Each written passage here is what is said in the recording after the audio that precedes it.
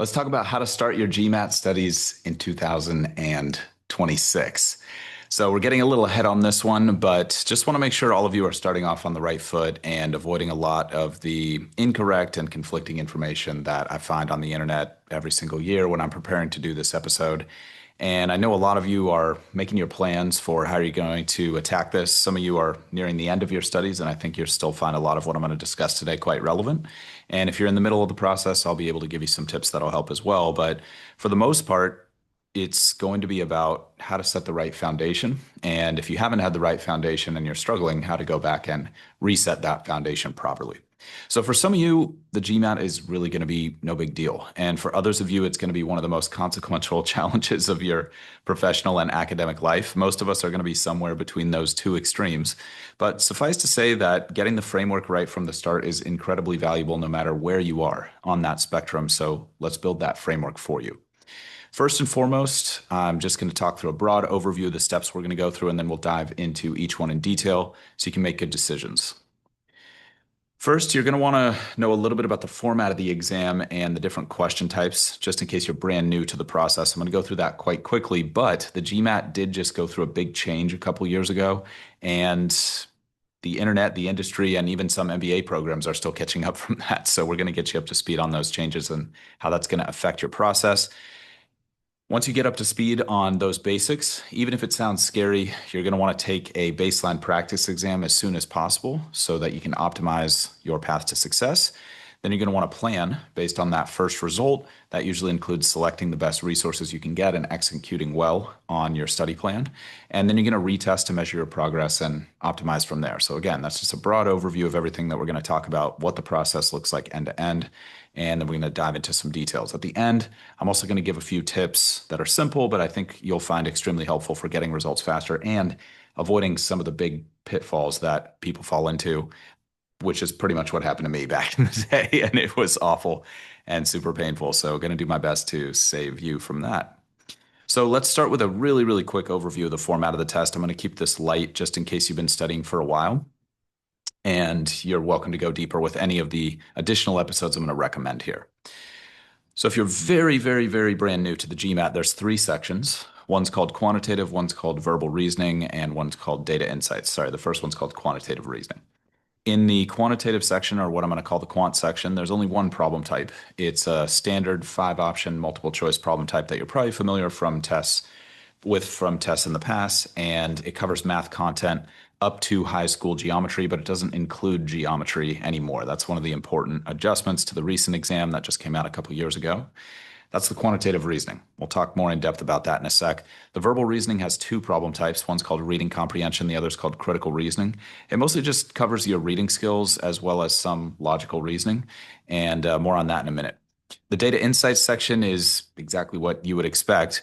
There's a couple different problem types in there, but we could pretty much split it into data sufficiency and then not data sufficiency. And what's being tested here is mostly your ability to decode charts and graphs. But it also includes some math and some logic questions that you can think of kind of like puzzles for now. I'm not going to go super in depth on those question types because I have in the past, and I'm going to reference those episodes, but that's the very, very, very broad strokes of what the GMAT is. I'm just going to mention that right now, and we'll link these below if you prefer to research deeper, but one's called GMAT Focus Quant, one's called GMAT Focus Verbal, and one's called GMAT Focus Data Insights. If you're struggling with any of those sections in your current prep process, or you feel like you want a little bit more robust beginning with those, highly recommend listening to those. I'll talk you through all the gory details of all those sections and what you need to know for each question type. But if you feel comfortable with that, and you're looking more for the high level overview, that's what I'm going to focus on here in this particular episode. For now, just knowing that there's 3 sections and that if you have regulation time, meaning no special accommodation for learning differences, then you're going to have 45 minutes for each section. You'll get a 10-minute break that you can take between any of the 3 sections. Just as a quick side note, if you do have a documented history of learning differences, I encourage you to start the accommodations process as early as possible so that you can practice and take your baseline exam with the most realistic and the right timing protocol. If you qualify for those accommodations, you're probably already familiar with the approval process from past exams. But if not, a web search can help you out with that. And you can also reach out to us anytime if you get stuck in that process. You can reach us by DM at the GMAT strategy on current social channels, or if you prefer email, you can email us. We're contact, CONTACT, at the GMATstrategy.com. So if you have those learning differences and you qualify for those accommodations, you're probably already aware of that, but there is a process you can go through to get tested, and that's just going to go way beyond the scope of this episode. So like I said, reach out to us if you have specific questions about that. But with the practice test, for example, this is kind of more of a technical thing. If you do have those learning differences, it's going to be hard to adjust the time protocol without already being approved for the extended time. So again, you're going to want to get that rolling as soon as possible. And it can take a little bit of time for them to approve the file. It can take a while for you to collect the data. If you're getting tested or retested, it can take some time there. And if you want to get this done as soon as possible, then you really want to get ahead of that. Okay, so that's the basic broad overview of what the exam is. Let's talk about what a good score is. So if you want to go to a top 10 program, that used to be a 700 plus. That's on the old version of the exam, and those scores end in a 0. Now for the new GMAT that just came out a couple years ago, that's going to be a 655. Basically, the way the percentiles have broken down as of today in 2026, at the end of 2025 right now, going into 2026, new GMAT scores are 45 points lower than old GMAT scores. And this is important because on a lot of business school websites, they're still publishing averages and medians from the old score scale. And if you can't tell what's what, I'd encourage you to reach out to the schools you're interested in and see if you can get a straight answer on how they're computing their averages and their medians. But there's also quite a few schools who are making a push to use data from the new exam.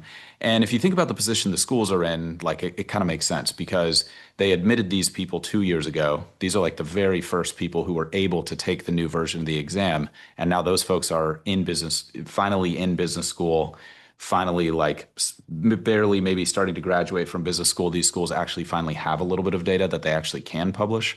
But the past couple of years have been this kind of awkward transition period, and some schools are still trying to figure out how they're going to compute that data because the GMAT scores last for 5 years. That means someone who took the exam 4 years ago, who took the old version, can still apply with that old score scale score. So that can make it kind of difficult for schools to publish the median, publish the average, because it's a mix of the new score scale and the old score scale. So we're all just going to have compassion for each other in this situation and try to get through it together. But the new version of the exam is it's much shorter. It's designed to be more user friendly. I think it's a win for everybody. And I'll reference and we'll include some specific episodes on that change itself. Partly the ones I just referenced on Quant, Verbal, and DI, but there's also one called the Definitive Guide to the GMAT Focus Edition. And that's what the new exam was called for the first year that it was offered. So just to clear that up for you personally, you're going to hear a lot of people reference the Focus Edition, and they're talking about the new edition of the exam that currently exists. But GMAC, the people who published the exam, stopped calling it the Focus Edition. So now it's just called the GMAT. But if you hear the GMAT now and the GMAT Focus Edition, that's all the same thing now. If you see a score that ends in a 0, that's the old score scale and the old exam, slightly different format, slightly different question types. I'm not going to go super in depth on that right now because again, I want to keep this high level and just give you the need to knows that as you're starting. I don't want you to get bogged down in like deep research on the differences between the exams. But basically there's no essay anymore. There's no sentence correction anymore. And a lot of the materials, free and paid, that are from pre-2024, so 2023 and earlier, you're probably going to want to be skeptical of those. The problem solving and quant questions, those are still relevant. The data sufficiency questions are still relevant. And then all the other stuff from data insights, graphs and tables, two-part analysis, and multi-source reasoning, which you'll learn about as you progress. Those are all still relevant. And then reading comp and critical reasoning are all still relevant. So you can still use a lot of that old exam material to study. You just want to make sure that you're crystal clear on the format and how it's going to show up. I'll help you get that knowledge in just a moment. I think that's probably everything we need to say about the new versus the old exam. But again, feel free to reach out to us if you're unsure how to handle your specific situation or your schools and what they're telling you. So a good score for a top 10 ranked program, it's going to be around that 655 level. Now, some schools are going to publish scores higher than that. Some schools are going to publish scores a little bit lower than that. And there's no one perfect score that I can tell you that's going to get you into business school, because the truth of this is like the GMAT doesn't really get you in. What gets you in is your story, the past, present, and future of what you're doing with your career and how that aligns with what kind of student the school is looking for. That's the stuff that gets you in. But the GMAT score could keep you out and if it's not high enough. And so that's why we're here right now. Now, of course, if you're in a very specific situation, like you have a lower undergraduate GPA or you have other concerns in your application, then a higher GMAT score can help with that. And of course, there's not much you're going to go back to do and change your GPA, but there's quite a bit you can do to improve your GMAT score in a relatively short amount of time, hence the importance of this exam. So it can be a good compensator, it can be a good help to the application, but I don't want to pretend that it's the be all end all here. And that's why I'm just hedging my advice around what's a good score. Anything in that range is going to give you a shot at the programs you want to go to. And if you want just a quick shorthand, you'll hear this a lot, but it is true. And I agree, like just checking out the median scores for your particular schools that you want to go to, that's a really, really good place to start to set a goal score. And then you can optimize from there. And I'll give you some advice for how to do that well in a second. Just going one step deeper than that, the individual scores matter. So the quantitative score, the verbal score, and the DI score, schools do look at those scores. So it's not just about that 3-digit overall score, although that's what you're going to hear discussed the most. And as of today, I would say that for a top score, for a top school, you're going to want at least a 78 in all three sections. That's a good little shorthand. You could probably get away with a little bit lower, a little bit if in some sections, if your other section scores are higher. And I'm not going to get into the intricacies of exactly how the 3-digit score is calculated from the individual scores, but there's plenty of score calculators online that you can find if you want to play around with that a little bit. I think it's just not super relevant when you're starting out. You just want to have reasonable targets and then you want to get in motion. And then you can refine this as you learn more about the process, learn more about the schools you want to go to, and learn about how difficult this is going to be for you personally. And I think each of us is going to discover that kind of on our own timeline. But I think 78 quant, 78 verbal, 78 DI, that's a good starting place to aim if you're going for a top ranked program, let's say top 20. Outside the top 20, you can usually get in with slightly lower scores than this, so feel free to calibrate based on your goals. And 78 across the sections, that would get you somewhere in like the high 500s, low 600s, so like a 595, 605. That tends to be the low cutoff for the top schools. Like you can still make a good case there, but the odds of success go quite a bit down the lower below 655 you go. And then the higher above 655 you go, the higher your odds of success. But like I said, like it's not the be all end all. At that point, it's a little bit more about your story and how you present yourself and what you've done in your career so far, what you want to do. And again, how that overlaps with the school. Different schools are looking for different things.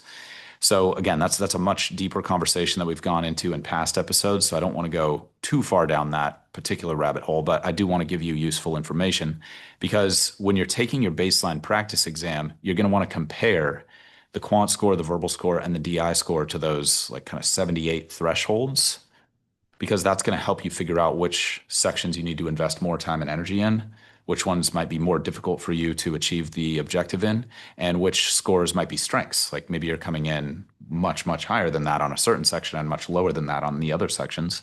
That's still really, really, really useful data from that initial baseline test, because that's going to help you strategize.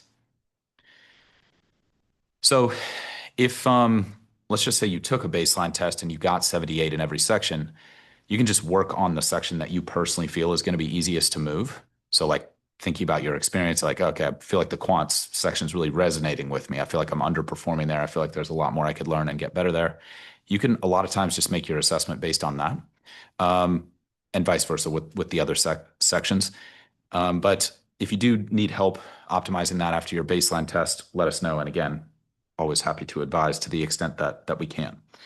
Now, just to tie this off and make it really, really simple, higher is better in terms of admissions and odds of success, in terms of getting merit-based scholarships. But you do need to weigh the amount of time and energy that it would take you to get a higher GMAT score against the other things that you're going to want to accomplish in the application process, such as writing really compelling essays, thinking deeply about your own story, practicing your interview skills, maybe getting promoted at work or recognized at work. Those things can go a long way. Or maybe even shifting industries in the short term while you're trying to get ahead of maybe a shift you want to make in the MBA or post MBA. There's a lot of things that you can be doing right now beyond the GMAT to help yourself out. But I'm going to just focus on the GMAT here because I think that's what's going to be the most helpful for you. And that's generally the least understood part of the process, as weird as that might sound. On the surface, it looks like just any other standardized test, but it's definitely not. It's definitely its own game. And I'll talk more about that in just a moment.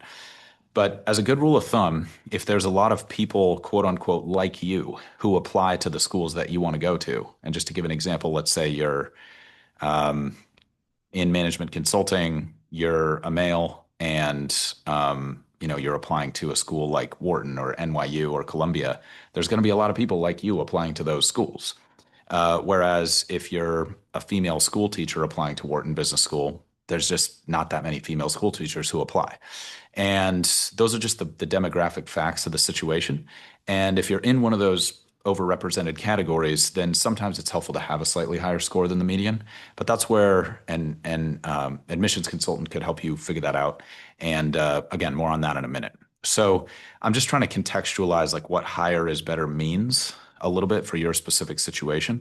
But in general, regardless of what type of demographic you're in, if you got a good GPA from a strongly branded school, usually hitting the median score is going to be more than good enough to have really, really good odds of admission. Of course, nothing can guarantee that you're going to get admitted to a school. There's a lot of factors in that, but you'd have really, really good odds. If you're a rare breed at a particular program, then you might be able to get by with something a little bit lower than the median. So just helping you set that goal, helping you calibrate a little bit, and just setting you up with good context because you're probably going to be bombarded with a ton of information as you go down this path toward GMAT success. And I just want you to have a good filter for that info. There's definitely a complex calculus when it comes to estimating odds of success. So, back to the admissions consultant thing, there's tons and tons and tons of people in the admissions consulting space. These are people who help you with application essays, they help you with school selection, they help you with making your story more compelling, picking the right stories from your past and present career that can help you resonate with what the schools like to see. It's definitely an interesting business, and there's lots of great providers in that space who usually offer free consultations. And so I'd encourage you to do a handful of those as you're starting this off, get to know a couple people, build some relationships. It's not necessarily something you need to commit to right away, but if you find a good fit and you feel like you want that support throughout, then by all means, don't be afraid to commit to it. Tends to be an expensive service, but there are some alternatives out there that are more budget options, so it's worth exploring a little bit. And the reason I'm recommending that now is that can help you set your target score based on your demographic and your history. And that can help you just make a more realistic plan for what you're going to do as far as engaging with the GMAT goes. Now, just quick caveat there. A lot of folks who are in the admission space have brand partnerships with people who are in the GMAT space. So they'll often recommend their brand partner. I'm not saying that's good or bad. I think you just want to go into it with eyes wide open and know that it is not an unbiased recommendation. So just take that for what it is. Okay. I'm not saying it's not good advice. I want to be clear about that. But that's why you're definitely going to want to speak to at least 3 people if you're going to go down that path. Okay. So that's optional.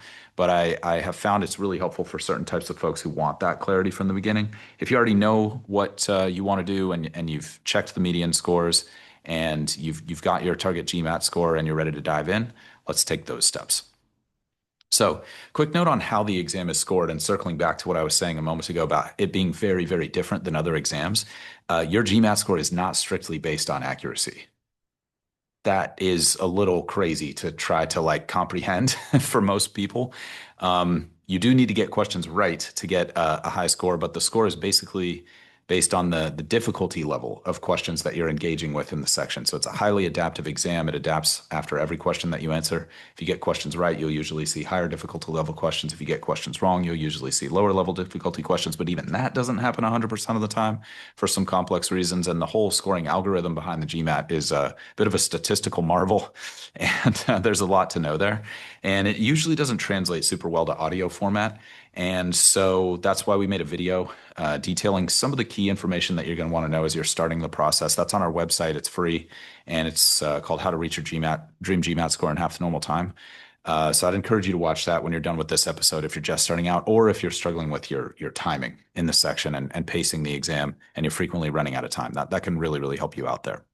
There's also quite a bit of additional advice there that goes into accelerating your progress that much, but I'll leave that for the video. So for now, the point I want to make about the scoring is it's not just about getting more questions right. Getting questions right is really helpful, but there's a trade-off of time, accuracy, and difficulty level that's much more complicated than traditional exams. And so that's why I'm encouraging you to do some research into the scoring and check out that video that we made for you that should help quite a bit. And this is all stuff that I just didn't know when I was back in your shoes. Gosh, I don't know, over a decade ago at this point for sure. Maybe 15, 20 years ago is when I first started studying for the GMAT. And it was just a really, really tough experience for me. My score went down multiple times. Picked the wrong provider multiple times. I'll talk about that a little bit later. Just terrible, terrible mistakes that are super avoidable. And if a resource like the one I'm making for you right now was out there, it would have saved me a ton of time. So just trying to pay that forward for you. So the scoring was one thing that I didn't realize, and that probably doubled the amount of time I needed to study for the exam. It was like super, super painful. So that's that. Let's get into steps that you can take. So first step, if you're ready to dive into a cold practice exam and you're okay just starting it up, taking it, seeing where you are, that is for sure the optimal move. And I strongly recommend doing that. Make sure it's a practice exam from MBA.com. It's easily searchable. It's currently, as of today, it's called the official GMAT starter kit. And there's 2 free practice exams in there. We'll link a link to that in the description of this podcast, but if it expires, just web search it and just take the exam. See where you're strong, see where you're weak. Don't worry too much about timing or like pre-learning anything. As soon as you can get that initial data, then you'll be able to optimize your path from here to where you want to be. Think about it this way. If you asked me what the fastest and most efficient route to New York City is from an unknown starting destination, how could I answer that question? I can't. It's impossible. It's madness. It doesn't work. So just make sure you know where your starting point is. That's going to heavily, heavily influence the next decision that you make.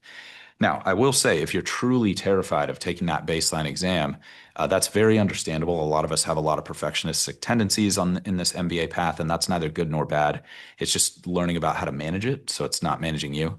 What you can do is you can start with that official starter kit, and they have some practice questions in there. And I would just start with them untimed. You can even web search them if you want a little bit of theory or a little bit of strategy around them.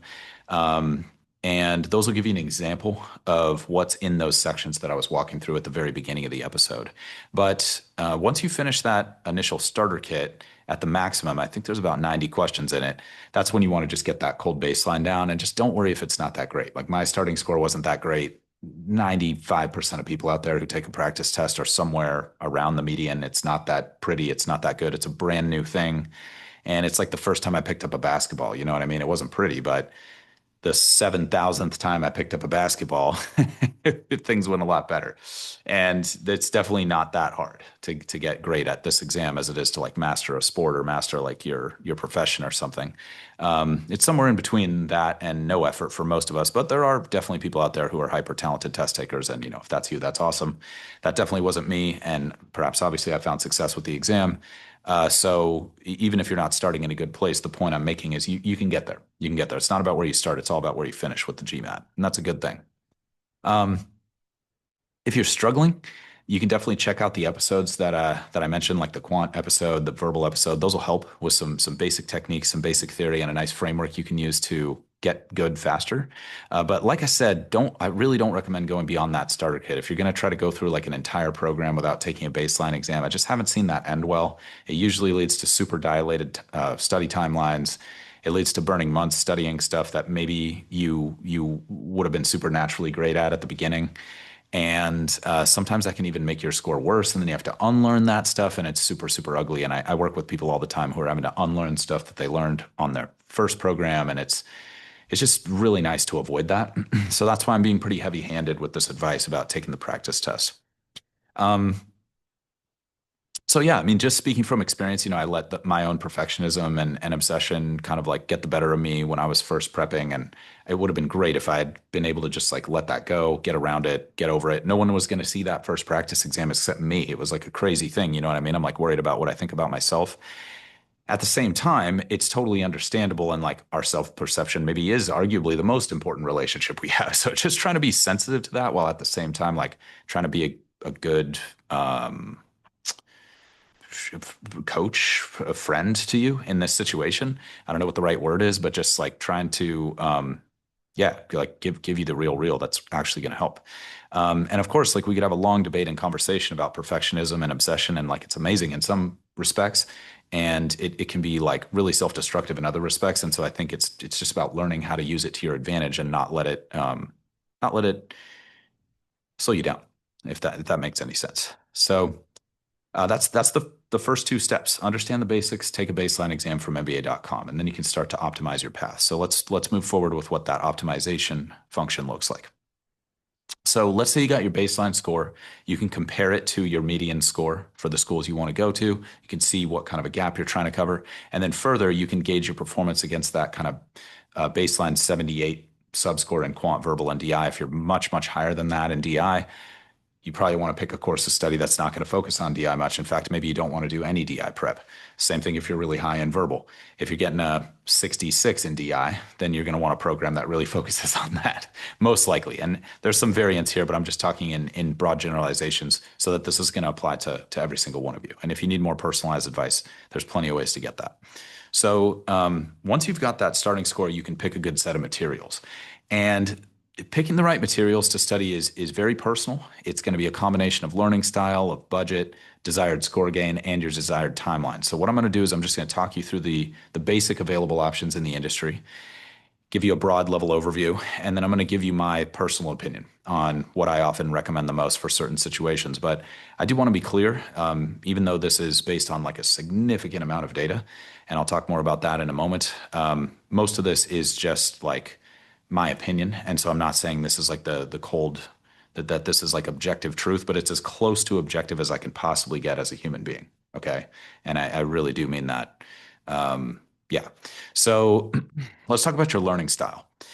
Based on your history, you want to think about where have you learned the most? Where have you learned the best? Do you learn the best from books and reading on your own?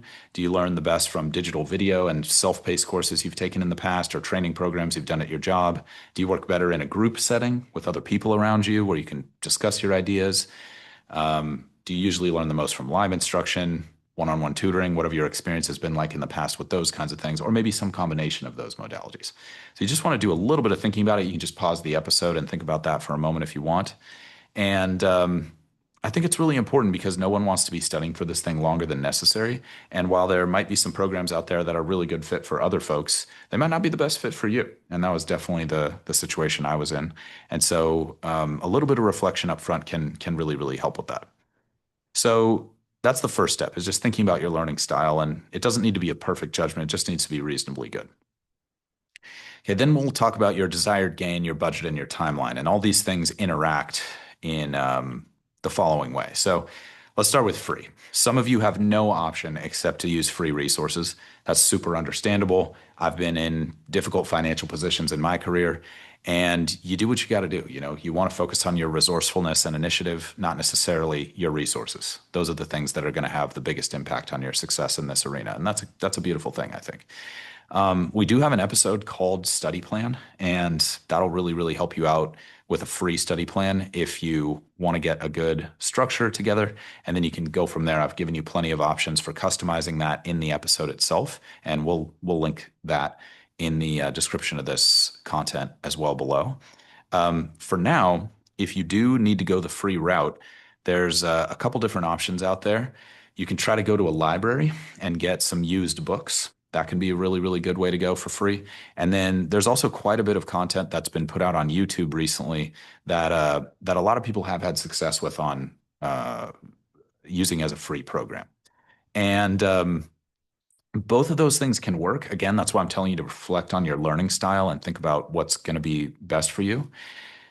But the thing about YouTube is you do just need to be a little bit careful with that because there's just a lot of noise on YouTube. Like there's the whole machine learning algorithm itself that's like constantly trying to keep you on the platform by showing you really cool stuff that might not have to do with the GMAT. And then of course there's people who are just really good at YouTube, but not really good at the GMAT. And you got to be really careful with those folks because as a student, it's almost impossible to tell who's who.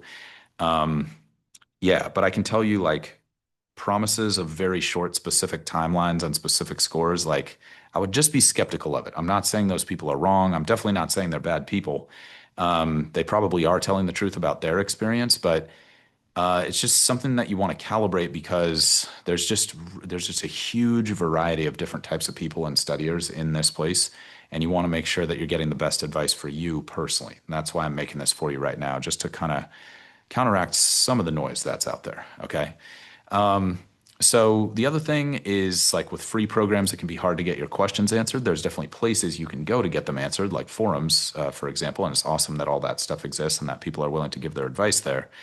But that advice is generally biased. It's either biased by their specific situation, or it's biased by the fact that this is like a representative of a certain company who's like wants you to believe certain things that they believe.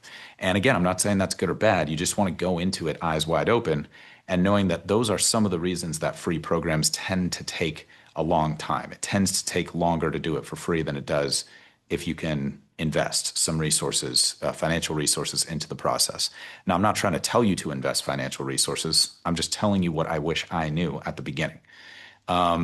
So again, there's going to be a wide variety of people. Some of you are going to study with free stuff for 2 weeks and you're going to hit your target score or higher. And that's amazing. That's the best news ever. Some of you are going to grind it out for a year and be in a worse position than where you started. And then there's going to be a lot of us in between. And all of that happens every single year. It's totally normal. And I just want you to have realistic expectations so you can make a good plan and get this done as fast as possible.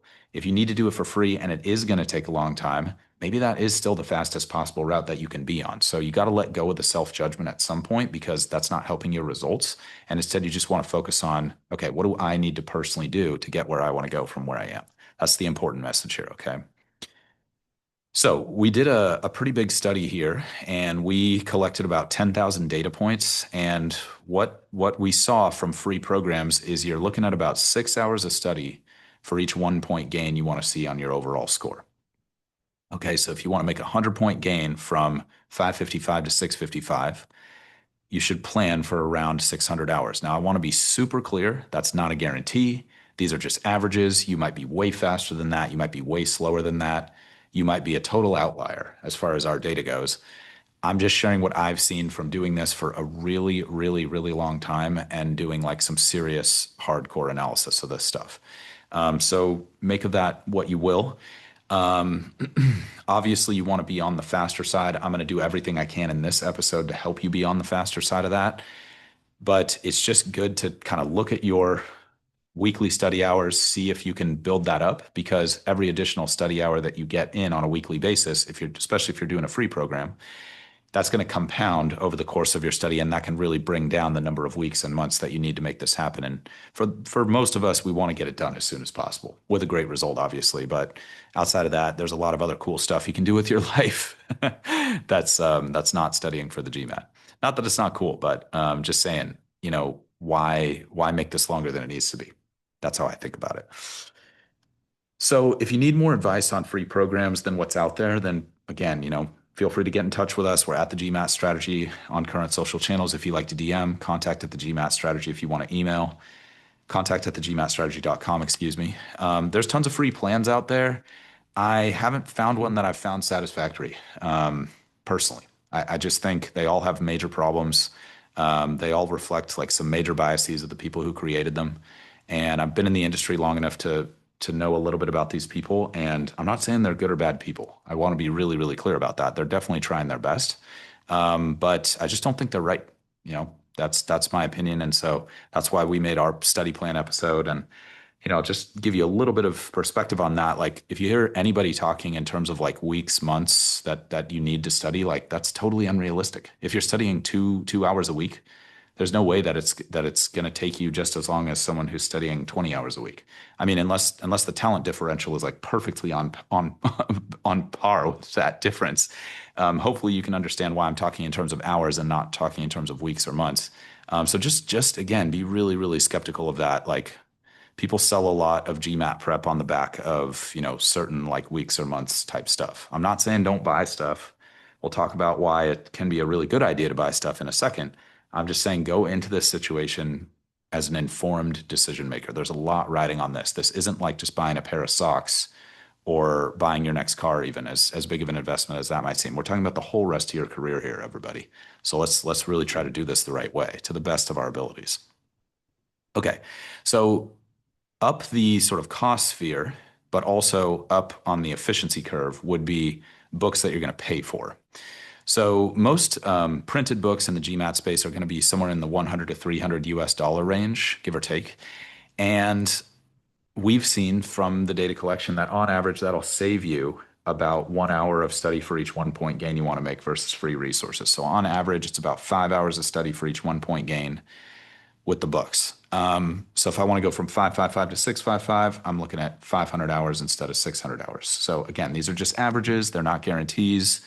This is just what we've seen. We've scraped a ton of sources and this is what we got. So what are you doing here? How do you think about this as an investment? Well, you're buying back hours into your life. Here you're buying about 100 hours back on average, again, and that costs about $200. So let's figure that's about $2 an hour. You're paying yourself $2 an hour to make that bet. And if you make less than $2 an hour at work, that's probably a bad bargain. Like you can take that time, work more, earn $1.50 an hour, and then save your money, get some free books, or do the YouTube thing like I was talking about. And that's probably a very rational decision. Now, if you make more than $2 an hour at work, then I think it's a great investment. The best books, in my opinion, are the Manhattan books. Those are the ones I've had the most success with. Um, they're definitely not perfect. I want to be clear about that. Um, but gauged against the other books that I've used and seen, I think that's pretty much the best bang for the buck. I'm not saying there aren't good providers out there or other good books out there that can work for you, but I just haven't seen the same results, uh, both from working with people myself and also from just like observing thousands and thousands of posts about the GMAT over the years on the internet and collecting that data. So yeah, I don't have any brand partnerships with anyone in the space. TGS, our company, doesn't have any brand partnerships with anyone in the space. We tried to be nice and reach out to people and see if we could partner on things, and everybody was pretty mean, if you can believe that. So so I guess the good part about that is the advice that I can give is unbiased here. Um, so yeah, that is what it is. It's just giving you the truth here, guys. So up the cost sphere from books, you've got digital self-paced courses. So we got free, we got books, digital self-paced. These digital self-paced courses are usually within the 300 to 1,000 range USD, something like that. Some can definitely go higher. You might be able to get some lower if there's some promotions, but it's around that. Some bill monthly, some are a flat rate for a certain like period of access. So that's essentially the same as billing monthly. Um, and what we've seen here is about 4 hours of study for each 1 point gain you want to make on your overall score. So it's definitely a nice bump for the money in most situations. If you're going from 555 to 655, you figure maybe that's about 400 hours of study. Now, again, just averages. Plenty of people out there are going to dispute my claims. It looks like they're just giving their opinion to me. That's what I've seen. Haven't seen the data. And they're entitled to their opinions. That is what it is. But what you're getting with these digital self-paced providers is you're getting structure, you're getting organization. Some of you might learn better from video or from just a course where you can log in and you don't have to think too much about what you're doing. You don't have to remember where you are in the book. The software just remembers where you are in the program. There's a lot of value there. So for folks like yourself, that can be a good bet. There's a lot of overlap between material of different providers, and there's also some differentiators. But I think at the end of the day, it's really just about picking the brand that resonates with you if you're going to go this route. This is where you've got brands like Magoosh, Target Test Prep, EGMAT. Those are some of the most reputable, but there's a lot of people kind of starting up in the space there, and there's some AI empowered platforms, those kinds of things. At the end of the day, though, you just want to know you're buying software. That's what you're buying. And if that's the route that you want to go, then you can do a little bit of research. You can do some free trials, and you can make the bet that you want. So let's talk about the upside here. Just based on our data, you're buying back about 200 hours of life versus free with this path. So let's call the average investment here like $800 just to keep the math kind of clean for you so you can make a comparison. You're buying back time now at the rate of $8 an hour. So now you're buying an extra 100 hours for $800. Again, if you make less than $8 an hour, that might not be a good bet. If you make more than $8 an hour, it's probably a good time saver versus free. It's like what I'm trying to say is it's like a rational bet, a reasonable investment. But again, these are not guarantees. You might be way slower than that. You might be way faster than that. You might buy a promotion that turns out to be a crappy provider. I'll give a little bit of advice on that in a second. But I'm even having trouble keeping track of all the softwares in the space these days. So I'm just going to give you like a broad overview and a good idea so you can make an informed decision. Again, that's what I'm trying to help you with here. So if you need the absolute cheapest option, but you don't need to go free and you want a platform that has video-based lessons and like some structure, then Magoosh is usually a good bet at the low cost of the sphere. If you need more help on the quant side, I think that's where the target test prep program really shines. And if you need more help on verbal, I think that's where eGMAT is generally a good fit, especially if you're an English language learner or English is your second language. So it's hard to make perfect recommendations in this space. I'll talk more about that in a sec. But those have been the main recommendations that I think have stood up over time in my experience. Yeah, just quickly to touch on the whole like buying software thing. I mean, software businesses and platform business models, as a lot of you may be aware, since you're really high level business people, software businesses and platforms have really high margins. And so they have, there's a lot of players in the space. It's a very attractive business model. A lot of people are going after it. It's a low barrier for entry because there's no like regulatory body that governs GMAT prep and says what's good and bad. Um, And so you're going to hear from these people a lot. Basically, like they advertise heavily. It's a very advertising heavy space in that regard because they have a lot of margin to do it. And then the customer acquisition cost is quite low. And then you're incentivized to sell a lot of units. And this is like basic economics for a lot of you, but a lot of you maybe aren't familiar with how that stuff works. And so that's neither good nor bad.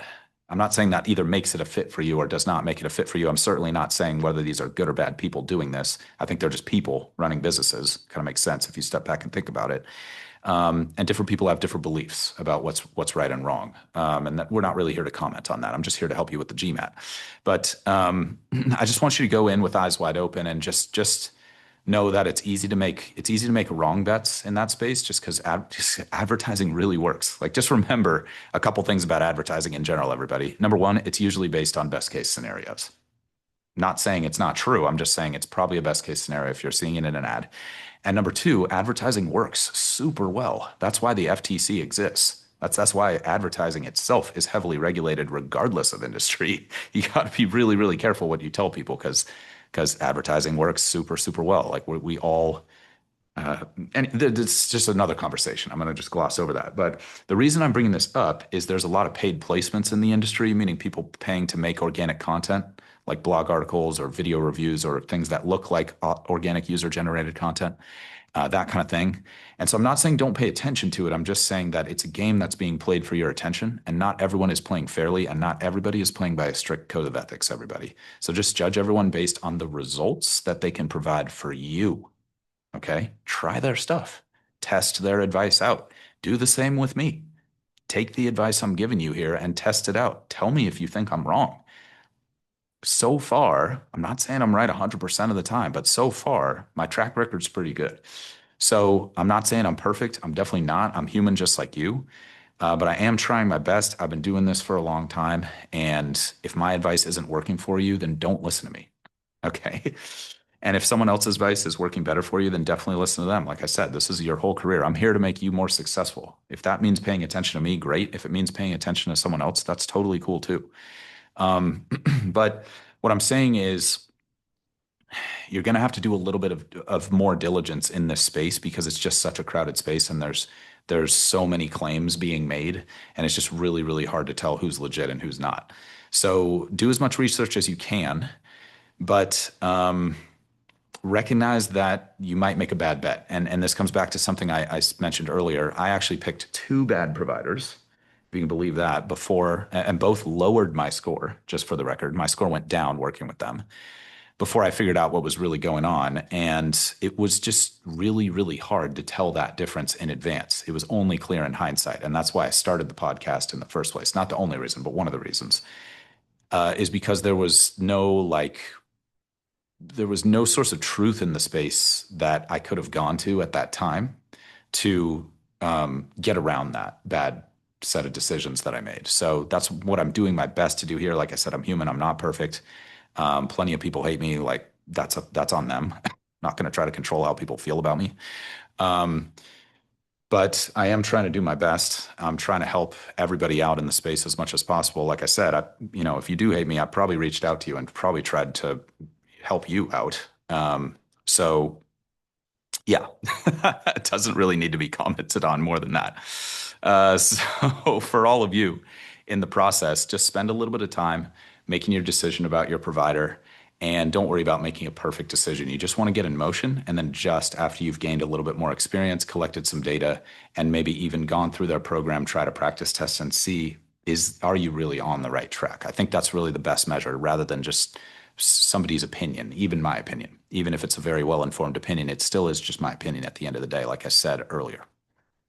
If you're in a situation where you do need to switch providers, it's definitely painful. Like I said, I went through it a couple times. It sucks, but that's why I was talking about resourcefulness and initiative, just making sure that you're leaning on that.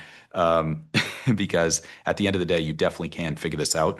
In fact, we've got an episode on how to switch providers called How to Switch GMAT Providers, just something I wish I knew back in the day when I was in your shoes. It's definitely a tough situation, but like I said, it's super, super common, and it's just the reality of the situation that we find all of ourselves in starting off on the GMAT journey where there's just a lot of really compelling people and it's hard to know who's legit. This is really hard.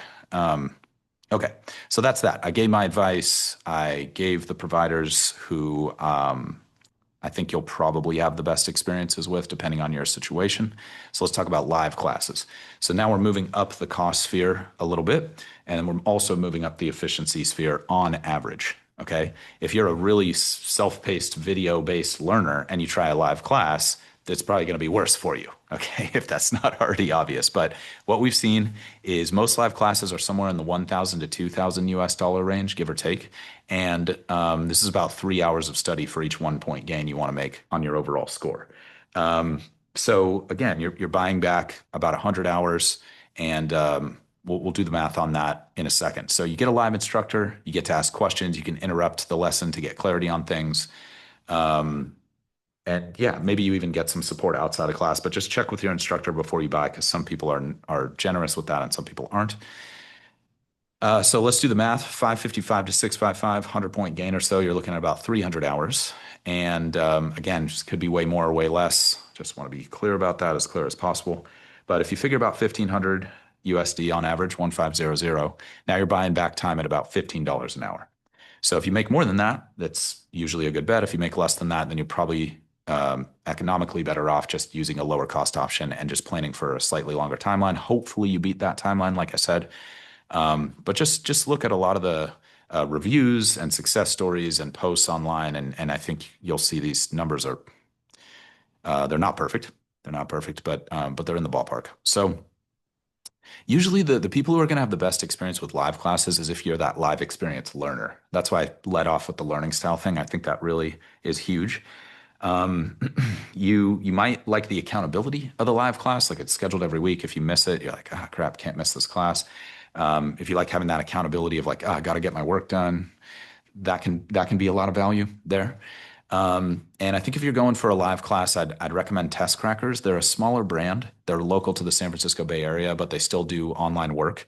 Um, yeah, they're not into the like slick marketing website or anything like that, but they are really good teachers. That's what I like about them, and they're good people. You do get more personalized attention versus some of the larger brand options with Test Crackers, but if you are that kind of larger brand shopper, that's totally cool. There's all kinds of different people in a market. But I just personally don't have a favorite big brand provider when it comes to live classes. I think they all have different problems depending on who it is. And yeah, so that's why I recommend the smaller brand thing if you're comfortable with that. But if you're not comfortable with it, then it's not that you're definitely going to have a bad experience with another provider. It's more just about going into it with eyes wide open and like thinking about making the decision based on, again, from a place of being informed. I think that's probably everything we need to say about the live classes. But again, if you have questions about that, let us know. At the highest end of the cost sphere, you've got private tutoring. This is one-on-one. And here there's a really big range of pricing. Usually it's going to be somewhere in the 2,000 to 10,000 US range for a full program start to finish. For sure, you can get less expensive programs and you can get hourly services for a lot less than $2,000. But I'm talking about like a full program where you're really going to benefit from everything that the tutor can do for you. We're definitely going to be pricing some folks out here, but it's generally going to be the fastest route to your result. The data bears that out, but also just if you think about it, it makes sense. Like it's a fully customized program based around your specific strengths and weaknesses. It's a higher touch experience. You can work much more on the things you personally need work on and much less on the things that you're already good at. It's not like a one size fits all cookie cutter big box approach. That's obviously really scalable from a business perspective, but it's not necessarily the fastest from a consumer perspective. So that's part of this price efficiency trade-off that I'm talking about here. And I'll just say one last time, I can't say that investing more is going to speed up your results. I'm just saying on average, you tend to see that borne out over large data sets. Okay. I do want to be really, really clear about that. Um, Now, a lot of people end up going for tutoring if they've tried a less expensive option and then haven't had success. That can definitely work too. So if you're in that situation where you want to just you have the time to make a gamble and you're like, let me try out one of these programs that seems interesting to me. I'm kind of curious. How far can I get on my own? And then maybe I'll engage with a more robust program later, a more specific program later. That can work too.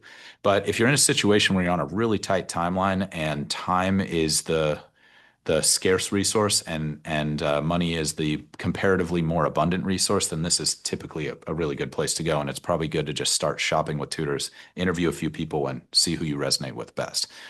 I'm not going to recommend any specific tutors because they come and go like you just honestly would not believe. And even from year to year, there's a lot of tutors who used to be good and just they just fall off. It's honestly crazy to see. Um, and then there's people who used to be bad who like kind of had a change of heart or they realized they needed to work a little harder or something and now they're great. So the best advice that I can give you here is to talk to your personal network. See if you can get referrals from people who are close to you and see if you can get up to three referrals.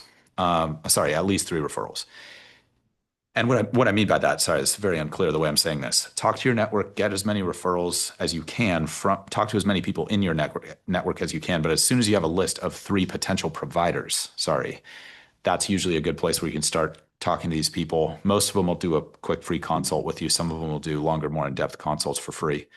It's definitely a large project and there's a lot at stake here. So you just want to have someone who has a strong track record of success, and ideally someone you resonate with personally. You're generally going to learn more from someone you resonate with personally, but the technical skill set is the most important thing. The results of being part of that technical skill set. So even if you're working with someone who maybe is not going to be your best buddy, but they're really good at tutoring people for the GMAT and helping you learn, then that's a pretty safe bet. Again, I talked about the admissions consultant thing. That's one data point that you can use. So if you have an admissions consultant, ask them who they recommend. But just again, just take that with a grain of salt, especially if they have a paid referral partnership there.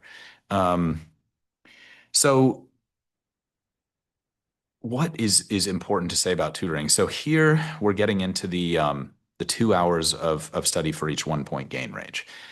Now these are just averages, and there was a lot of noise in the data set here because you have a lot of people doing like one or two tutoring sessions with someone and then either getting really crazy good results or getting like no results.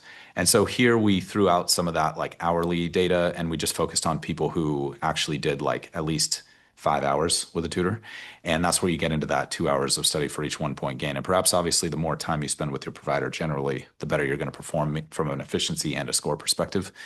Um, and that's of course assuming you pick someone good and like you do get a good referral. But just quickly on that, if you don't know anybody else who's gone through this process or you're having trouble getting referrals from people, just reach out to us, shoot us a DM or an email, and we'll ask you a little bit more about your situation and we'll make sure you're set up with the right person. And it's just a lot more current that way because even the platforms that recommend tutors come and go like crazy. And it's just like really interesting to think about the past couple decades doing this. So yeah, that's there for you if you want it. But again, like the personal referrals, usually those people are going to know you better than we're going to know you. But if you're striking out there, just want you to have an option, okay? Um, so back to the efficiency. Here on a 100-point gain, you're looking at maybe 200 hours, give or take. If you can get with someone who's really great, it again could be way more, but it's a reasonable bet. And let's say just on average, you're going to drop 3,000 on that. So 3,000 for another 100 hours back into your life. Now you're buying back time at a rate of $30 an hour. So you can see the cost increase is generally not linear, and neither are the efficiency gains. The efficiency gains are exponential, costs are exponential. Kind of makes sense if you step back and think about it. If you're making more than $30 an hour, usually it's a good bet. But again, if you're not that one-on-one tutoring type of learner, then you might favor one of the less expensive options, and that might be even more efficient for you. So just again, trying to help you think through this, make an informed decision, as it is like theoretically a large investment. Um, so if you think about the upside and just do the math, I'm not going to quote too much math here, but I would say maybe just look into your target programs like average exit salaries and then maybe assume like a 5% per year raise of like growth in that or something over the next 20 years. That gets you a good like kind of total gain number that you can look at. You might even have more specific data for your industry and the industry you want to go into. And you can run a little bit of numbers there, make a simple model. That's a place where some Gen AI can be really helpful. Actually, they can help you build a financial model in like 5 seconds, especially if you don't have any modeling experience. It's quite helpful. But if you have extensive modeling experience, you've probably already done this math. But just helping you try to think through it from a bigger perspective. I mean, top schools, you're looking at millions of extra earnings on average. Again, can't guarantee that's going to be you. Still, you got to like be a good person, work hard, all that stuff. But since all of you, well, not all of you, since the vast, vast majority of you are amazing people and you work super hard and you're always going the extra mile for your company, whether you get credit or not, like that's going to be a non-issue for all of you. And you just need the degree and the credential and the skill set to get to the next level, which is very admirable.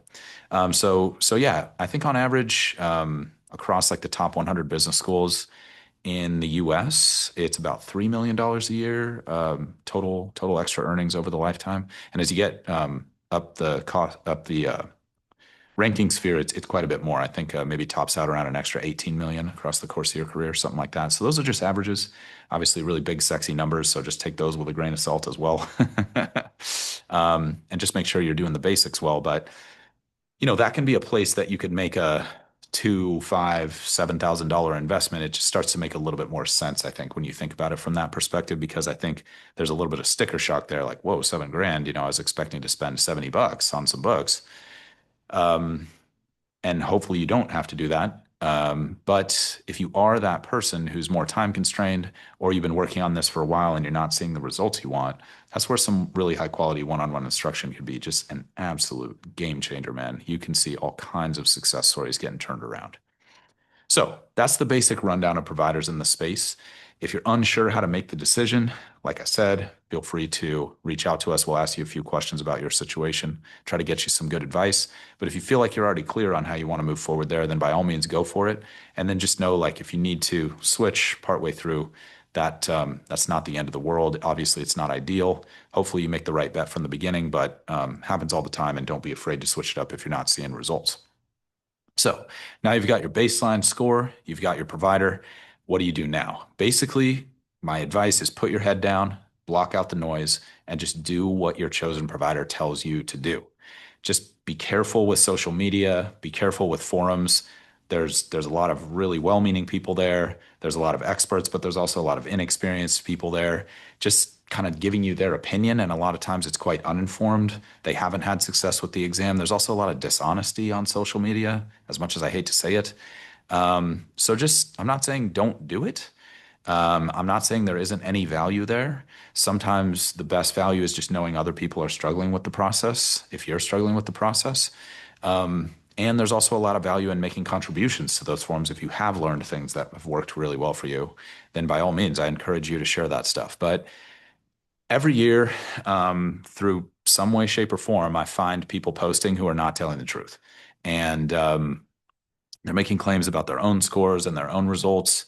that are not necessarily true. Like they're combining all the best scores from their practice exams and pretending that's like an official score, or like posting pictures of practice exams and making it seem like it's an official score. It's just weird. And like, who knows why people do the things that they do? It's a big question, obviously. So I'm not saying there's no value in those places. I'm just saying just take it with a grain of salt. Everything you read on there might not be the ground truth. Okay. And I wish someone had been a little more heavy-handed with that advice with me back in the day. Um, so yeah, just engage with them appropriately. Let's put it that way, because what can happen and what I've seen a lot is people get with a good provider, it's a good fit for them, they're going down the path, they're having success, and then they read some article online and they start to change their approach, and all of a sudden that creates like tons and tons and tons of problems. So I'm just going to encourage you to not do that. If you need the mental, physical, emotional support from having people on your team, then that's probably the best way to use those. But if you find yourself getting really distracted, pulled off course, not taking your provider's advice, that's kind of like burning money, buying a program to get advice and then not taking the advice. I just wouldn't recommend that. But it happens all the time, and sometimes it happens subconsciously. And so I'm just letting you know it happened to me. It happens to people every single year. And if you do get off track, just do your best to get back on track as quickly as possible, and you should have success. Um, Let's see. I think that's everything we need there. So again, it's very simple. Once you pick the provider, and that's why I spent so much time talking about different providers. Once you make that selection, you're going to just give them a lot of trust. You're going to take their advice and go as far as you can with just that advice. You're going to try to block out the noise. I know that more is better in a lot of situations, but with GMAT advice, I have found that not to be true. Usually, just a little bit of high quality advice from the right sources, that's the way to go. And the rest is, yeah, just really counterproductive in most situations. Um, okay, so that's that. Now, as part of most curricula, excuse me, you'll be recommended as to when to take your next practice exam, and I encourage you to take your provider's advice on that. If you're unsure, then when you complete the program, just take a practice exam. And if your score's not moving, that's not good.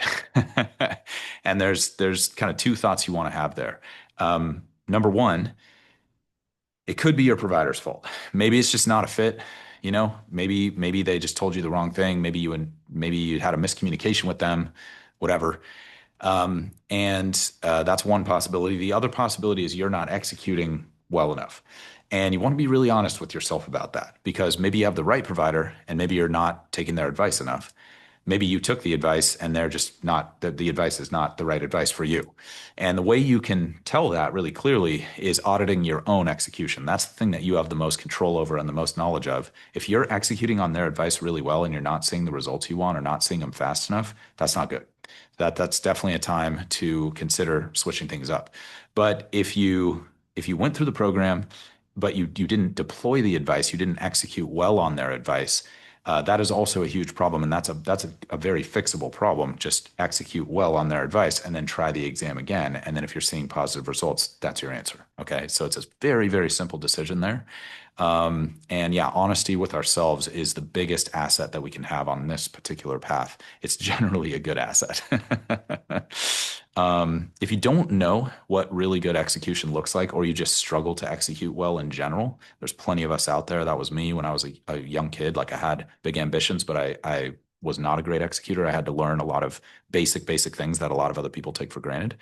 And as a result of that, like I have a lot of tools that I can help you with. So we've got episodes on how to be more consistent linked for you below, and we've got episodes on how to be more disciplined.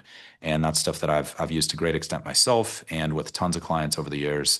And if that's you and you want help with that, I'd encourage you to check that out. If you're a great executor, then you should be good. Okay, so at that point, after you've audited the execution and assuming you're seeing good results, you want to review the exam and note the areas for improvement. And a good simple framework for this is just pick the top three that you think are going to have the biggest effect, and then just go really, really deep on those three topics. If it's timing, then do a lot of timing practice. If it's data sufficiency, do a lot of data sufficiency practice. If it's graphs and tables, do a lot of graphs and tables practice. And usually what you want to do is go back to the original source you learned from, make sure you've got all the technique in a good place for those question types, and then do a lot of questions, ideally from the official guide if you can afford it. But if it's just free problems online, that can definitely work. It's just a little bit slower, like I was telling you, and that's just by the numbers. That's not like me hating on free resources or something like that. It just the data is there. Um, so at that point, the reason I'm recommending just picking three is a lot of us, going back to the perfectionism and obsession thing, a lot of us want to get better at everything right now all the time, and that's like a really good instinct and like positive character trait that you're expressing there. But it's a little counterproductive. If you spread yourself too thin across too many areas of prep, I've just really seen that end badly. So if you're working with a provider who gives you advice about how to review your exams and a structured system for reviewing and profiting from those exams, then follow that. But if you're not in that situation, like you're one of the people who has to do it for free, then just picking a top three, focusing only on those three and just maintaining everything else through light review, that tends to work really, really well. And when I see people try to get better at more than three things at a time, it usually just ends up in them spinning their wheels and being stuck and not really improving any of them. And that's really sad because these are really hardworking, really awesome people. They'd be great leaders, like super ethical, super inspiring, like super intelligent, like you would want to hire them if you ran a business, basically. And it's not an effort problem in those situations. That's what I'm trying to help with. I'm trying to help you with the strategy side, like making good bets. So that's basically everything that you need to do there. And then you'll just retest to assess your progress on those three areas in particular. And if you've moved the needle on those three areas, the score should move positively as well. And then you can repeat that cycle. You can pick a new top three that you think are going to move the most, and then you can go from there. And I've got a lot more advice on that in the study plan episode if you want it. But that's just the basic frameworks. Okay. So you're going to learn a little bit about the individual questions, or you're just going to jump in cold if you've got the guts to do that. Highly recommend it if you can. And then once you've got that cold baseline, you're going to assess yourself against your target program's median score. You're going to look at the individual quant, individual verbal, and individual data insight scores, compare where you are versus 78. And I'm not talking about percentiles there. The percentiles in quant are super deflated. The percentiles in verbal are super inflated. Doesn't really matter why that's happening. That's been happening for 20 years. So the percentiles are not telling you the truth. You got to look at the subscores themselves and think about, okay, where am I versus 78? If I'm already at an 80 in quant, maybe it's going to be super easy for me to get another 5 points out of there, but maybe it's a better idea for me to invest in my verbal skills and maybe not touch quant at all. Maybe an 80 is good enough for me to hit my goal score. And again, those score calculators out there, just a quick web search, that'll help you find some of those. And you can do the math on which individual subscores you need to hit the overall 3-digit score that you're gunning for that the schools are generally going to publish. Okay. But if you're way above 78, probably less of a priority on that baseline test. If you're way below 78, much bigger priority in terms of the materials that you're going to want to learn and the strength of the program that you want to choose. Okay. So a few quick parting tips to help you accelerate your progress here. Number one, highly recommend using the official guide materials as much as possible. It's very, very helpful, particularly in the verbal section. It's really hard to simulate the questions that the exam writers create. And that's why I'm recommending starting with the MBA.com test as your baseline. Definitely would not trust any other baselines out there other than MBA.com. But there are third-party practice exams out there that you can use in the middle of your prep. I just wouldn't do that as the cold baseline. You want the cleanest data you can get from the beginning. And then also that's why I recommended the official starter kit if you're just getting going, so you can see what real official questions look like rather than engaging with some simulated questions. Not that they're bad simulations, but it's at the end of the day, it's not the real thing. So in the middle of your prep, again, that's where some simulated questions might be more valuable. But if you can get into a program where you can use official guide materials as much as possible, that's generally a really, really good bet, and that'll save you time. Tip number two, focus on high quality scratch work, meaning what you're writing on your paper as you're doing the problem on the computer. GMAT's on a computer. There's no calculator. In the quant section, there is one in the DI section, but that's on the computer screen as well. And all your like figuring and mathing and solving and note taking is going to happen on a physical piece of paper. And so you want to be thoughtful about how organized you're being on that paper, even though there's significant time pressure during the exam. And you'll hear me talk about that a lot if you go through our Math Basics series or if you go through any of our real GMAT problems series where we're talking through real past problems from real GMAT exams together. And I'm giving you advice on what I recommend there. You'll hear me talk about high quality scratch work a lot. And it's something most people don't think about at all. It just seems totally irrelevant. Like, what is this guy talking about what I write on my paper? Is he crazy? Like, I just got to know how to do math, man. What's wrong with you? You know? And that's how I thought. That is exactly how I thought at the beginning of this process. I definitely was not concerned with how organized my scrap paper was during questions. And that cost me a lot of time, everybody. Again, can't say it's going to be the same for you. Just highly recommend being thoughtful about it. A good benchmark for that is, can someone else tell how you thought through the problem just from looking at what you wrote down? If you can get to there, you're not going to miss very many questions that you know how to do on test day, which is really the name of the game here. Also, if you get a physical book, don't be writing in the book. Use a separate piece of paper. That's not realistic to write on problems or underline things in verbal questions. You're not going to be able to do that on the real test.